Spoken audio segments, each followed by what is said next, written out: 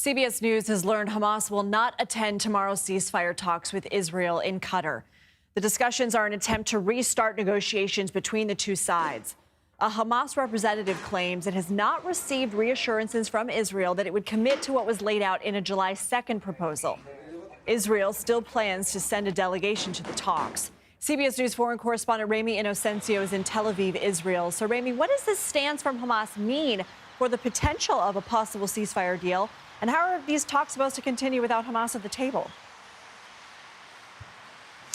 Lindsay, hi there. Yeah, good to see you. You know, it has to be acknowledged the anxiety first around Hamas saying that they're not going to talks tomorrow. But it's important that Hamas saying that it's not going to talks tomorrow doesn't mean that they're actually totally pulling the plug on all negotiations. In fact, a diplomat briefed on these talks told CBS News overnight that Hamas is still open to talking with mediators if there is some kind of breakthrough. And you mentioned that July 2nd proposal, and that's important.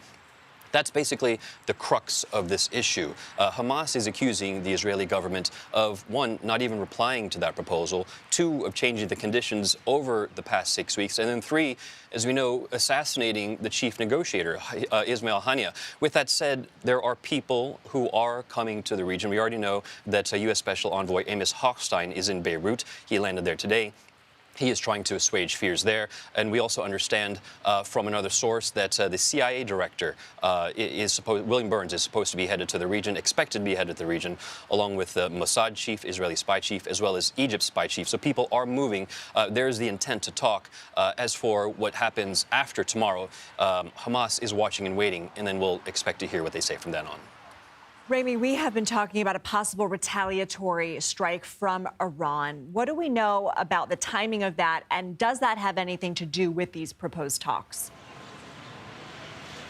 Sure. Well, we don't know the timing of that, but what we do know is that there hasn't been any public acknowledgement of Hamas saying that they're not going to talks tomorrow.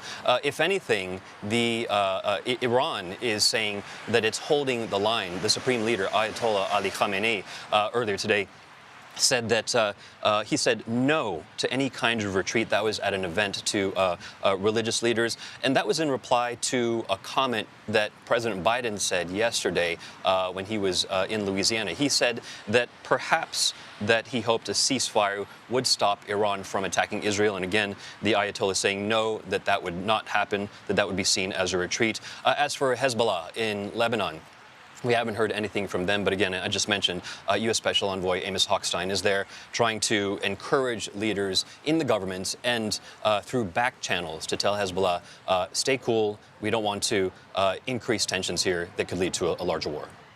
Ramy Inocencio, thank you.